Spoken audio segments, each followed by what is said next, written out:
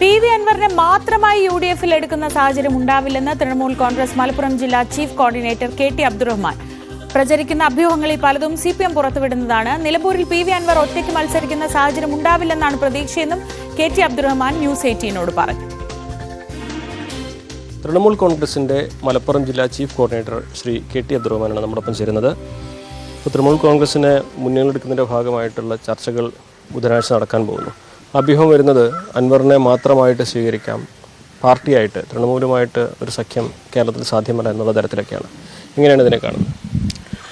ഈ അഭ്യൂഹം എന്ന് പറയുന്നത്, അഭ്യൂഹത്തിൻ്റെ പിന്നിൽ CPM ആണ്. ഞങ്ങൾക്ക് അതിലൊരാശങ്കയുമില്ല. ഈ UDF-ൻ്റെ ഘടകകക്ഷിയായിട്ട് തൃണമൂൽ കോൺഗ്രസ് മാറും എന്ന് തന്നെയാണ് ഞങ്ങൾ ഇപ്പോഴും പ്രതീക്ഷിക്കുന്നത്. പിന്നെ ആശങ്ക മൊത്തം CPM-നാണ്. CPM കരുതുന്നത് UDF പ്രവേശനം നടന്നാൽ, തൃണമൂലിൻ്റെ UDF പ്രവേശനം നടന്നാൽ അത് CPM-ന് അകത്ത് നിന്ന്, ഇടതുപക്ഷത്തിനകത്ത് നിന്ന് ഒരു വലിയ വിഭാഗം ജനങ്ങൾ തൃണമൂൽ കോൺഗ്രസിനൊപ്പം ചേരുകയും അത് UDF-ന് അനുകൂലമായിട്ട് വരികയും ചെയ്യുമെന്ന ഭയമാണ്, അവരാണ് ഈ റൂമേഴ്സിൻ്റെ പിന്നിലുള്ളത്. ഞങ്ങളെ സംബന്ധിച്ചിടത്തോളം ഒരാശങ്കയില്ല. പിന്നെ 23-ാം തീയതിയിലെ ചർച്ച ഞങ്ങൾ വളരെ പ്രതീക്ഷയോട് കൂടിയിട്ടാണ് കാണുന്നത്. മുന്നണിയിലെ ഘടകകക്ഷിയായിട്ട് തൃണമൂൽ കോൺഗ്രസ് മാറും എന്ന് തന്നെയാണ് പ്രതീക്ഷ. അൻവറിനെ മാത്രമായി ക്ഷണിച്ചാൽ സ്വീകാര്യമാകും? അല്ല, അൻവർ ഇപ്പോൾ ഒരു വ്യക്തിയല്ലല്ലോ, ഒരു ദേശീയ പ്രസ്ഥാനത്തിൻ്റെ കേരളത്തിൻ്റെ സ്റ്റേറ്റ് കൺവീനറാണ്. അദ്ദേഹത്തിനെ മാത്രമായിട്ട് ഒരു മുന്നണിയിലേക്ക് കൊണ്ടുപോവുക എന്നത് അസാധ്യമാണ്. തൃണമൂൽ വിവരങ്ങളുമായി CV അനുമോദ് മലപ്പുറത്ത് നിന്നും, ഒപ്പം VV വിനോദ് തിരുവനന്തപുരത്ത് നിന്നും ചേരുന്നു.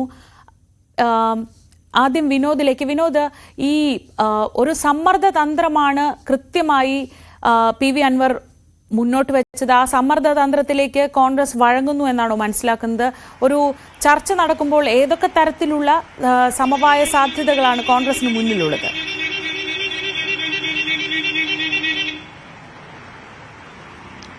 ശ്രീജ, ചെറിയ വെല്ലുവിളികളല്ല കോൺഗ്രസിന് മുന്നിലുള്ളത്. PV അൻവർ പ്രധാനപ്പെട്ട ഒരു ഘടകം തന്നെയാണ്. കാരണം വിജയം എന്നത് UDF വളരെയധികം ആഗ്രഹിക്കുന്നു. പ്രത്യേകിച്ച് നിലമ്പൂരിൽ MLA ആയിരുന്ന അൻവർ രാജിവെക്കുന്നു. മാത്രമല്ല, അൻവർ വലിയ സ്വാധീനം ചെലുത്താൻ കഴിയുന്നൊരു ശക്തിയാണെന്ന് UDF വിലയിരുത്തുന്നുമുണ്ട്. ഇതേ ഒരു ആശങ്ക LDF-നുണ്ട്. പക്ഷേ ഇവിടെ ഏറ്റവും പ്രധാനപ്പെട്ട കാര്യം അൻവർ മുന്നോട്ട് വയ്ക്കുന്ന കാര്യങ്ങളാണ്. അതിൽ തന്നെ ഈ സ്ഥാനാർത്ഥിത്വവുമായി ബന്ധപ്പെട്ട് അതിൽ പറയുന്നത് VS ജോയിയെ സ്ഥാനാർത്ഥിയാക്കണം എന്ന ഒരു ഡിമാൻഡാണ് ആദ്യം തന്നെ അൻവർ മുന്നോട്ട് വയ്ക്കുന്നത്. അവിടെ ആര്യാടൻ ഷൌക്കത്തിന്റെ പേര് വെട്ടുക എന്നതാണ്. അതിന് മുസ്ലിം ലീഗിന്റെ പിന്തുണ കൂടിയുണ്ട്.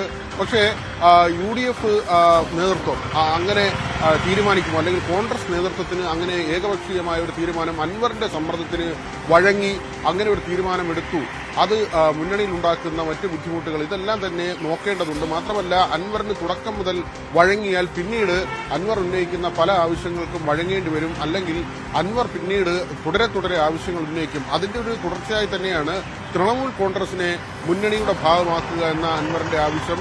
തന്നെ മാത്രം ഉൾപ്പെടുത്തിക്കൊണ്ടുള്ള ഒരു നീക്കത്തിലേക്ക് അൻവർ പോകില്ല എന്ന കാര്യം ഉറപ്പാണ്. കാരണം LDF-ൽ നിന്ന് പുറത്തേക്ക് പോകുമ്പോൾ, ആ ബന്ധം അവസാനിപ്പിച്ച് പുറത്തു പോകുമ്പോൾ രാഷ്ട്രീയമായ ഒരു അഭയം നൽകിയ പ്രസ്ഥാനമാണ് തൃണമൂൽ കോൺഗ്രസ്. DMK-യിലൊക്കെ കയറാൻ ചില നീക്കങ്ങൾ നടത്തിയെങ്കിലും അതെല്ലാം തന്നെ പരാജയപ്പെടുന്ന സാഹചര്യമായിരുന്നു. അവിടെയാണ് തൃണമൂൽ കോൺഗ്രസ് ഒരു തണലായി വന്നത്. അങ്ങനെയുള്ള ഒരു പാർട്ടിയെ മാറ്റി നിർത്തി താൻ ഒറ്റയ്ക്ക് അതിലേക്ക് പോകുന്നതിനോട് അൻവറിന് യോജിപ്പില്ല.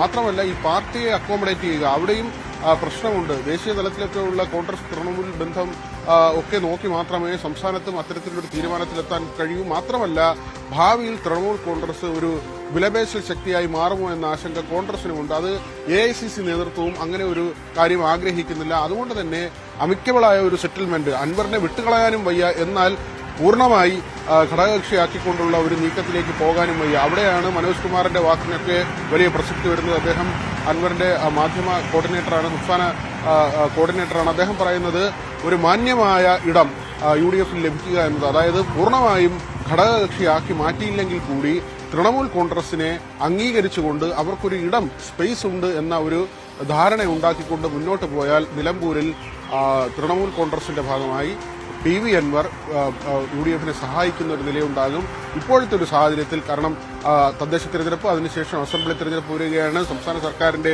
4ാം വാർഷികവുമായി ബന്ധപ്പെട്ട പരിപാടികൾ ആരംഭിച്ചു കഴിഞ്ഞു. അവിടെ ഒരു തിരഞ്ഞെടുപ്പ് വിജയം, ഒരു ഉപതെരഞ്ഞെടുപ്പ് വിജയം UDF-നെ സംബന്ധിച്ച് വളരെ പ്രധാനപ്പെട്ട ഒരു കാര്യമാണ്.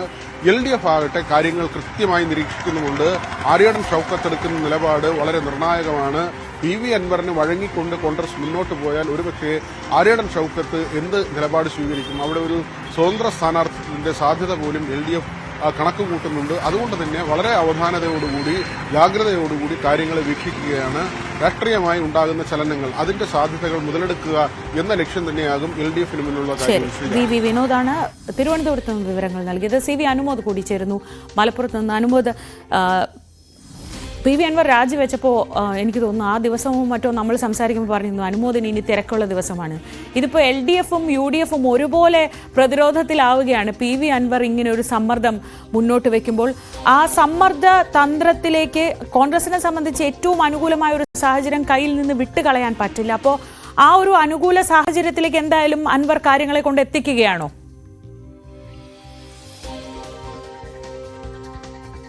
ശ്രീജ, PV അൻവറിന്റെ തന്ത്രങ്ങൾ വളരെ വ്യക്തമാണ്. കാരണം ഈ ഒരു ഉപതെരഞ്ഞെടുപ്പ് എന്ന് വെച്ചാൽ അൻവറിനെ സംബന്ധിച്ച് മുന്നണിയുടെ ഭാഗമാകാനുള്ള ഒരു സുവർണാവസരമാണ്. അപ്പോൾ അത് ഉപയോഗിക്കാനുള്ള എല്ലാ സമ്മർദ്ദ തന്ത്രങ്ങളും അൻവർ ഉപയോഗിക്കുന്നുണ്ട്. അതിന്റെ ഭാഗമായിട്ടാണ് ഇപ്പോൾ ഇത്തരത്തിലുള്ള തീരുമാനങ്ങളും അല്ലെങ്കിൽ ഇത്തരത്തിലുള്ള പ്രസ്താവനകളൊക്കെ വരുന്നത്. അൻവറിനെ സംബന്ധിച്ച് ഇനി രാഷ്ട്രീയമായിട്ട് UDF അല്ലാതെ മറ്റൊരു അഭയമില്ല എന്നുള്ളത് നമുക്ക് പകൽ പോലെ വ്യക്തമായ ഒരു കാര്യമാണ്.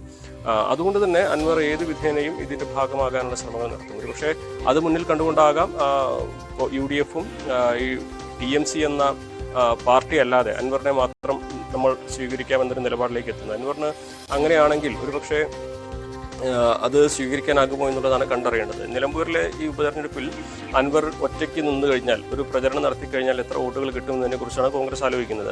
അവരോട് പറയുന്ന പ്രധാനപ്പെട്ട ഒരു കാര്യം, അൻവർ നേരിട്ട് മത്സരിച്ചാൽ നേടുന്ന വോട്ടുകളുടെ അത്ര അൻവർ മറ്റൊരാൾക്ക് വേണ്ടി പ്രചരണം നടത്തിയാൽ ഒരുപക്ഷെ കിട്ടുകയില്ല എന്നുള്ളതാണ്. അതായത് അവിടെ അൻവർ ഒറ്റയ്ക്ക് നേരിട്ട് മത്സരിച്ചാൽ ഒരുപക്ഷെ ഫലം നിശ്ചയിക്കുന്ന തരത്തിലുള്ള ഒരു വോട്ട് ഷെയർ അൻവറിന് നേടാൻ സാധിച്ചേക്കും. പക്ഷെ അൻവർ മറ്റൊരാൾക്ക് വേണ്ടി പ്രചരണം നടത്തുമ്പോൾ അത് കിട്ടുമോ എന്നുള്ളതാണ് അവിടെ പ്രധാനമായിട്ട് ഉന്നയിക്കപ്പെടുന്ന ചോദ്യം.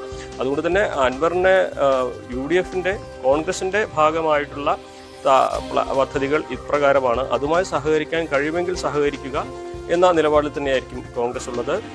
അൻവർ ആകട്ടെ ഈ ഒരു നിലപാടിൽ അത്ര തൃപ്തനല്ല എന്നുള്ളതാണ് നമുക്ക് മനസ്സിലാക്കാനുള്ള ഒരു കാര്യം. ഒരു തരത്തിലും പരസ്യമായ പ്രതികരണത്തിന് 23-ാം തീയതി കഴിയുന്നതുവരേക്ക് തയ്യാറല്ല എന്ന ഉറച്ച നിലപാടിലാണുള്ളത്. പക്ഷേ അദ്ദേഹവുമായി സംസാരിച്ചപ്പോൾ ഇങ്ങനെ ഒരു തീരുമാനം അത് UDF-ന്റെ ഭാഗത്ത് വരുന്നത് നിരാശാജനകമാണെന്ന തരത്തിലാണ് അദ്ദേഹത്തിന്റെ ഭാഗം. ശരി, എന്തായാലും നാളത്തെ ചർച്ചയിലേക്ക് നമുക്ക് ഉറ്റുനോക്കാം. നാളെ എങ്ങനെയാണ് ഒരു സമവായം ഉണ്ടാവുക എന്നതാണ് ഏറ്റവും കൗതുകകരമായ കാര്യം.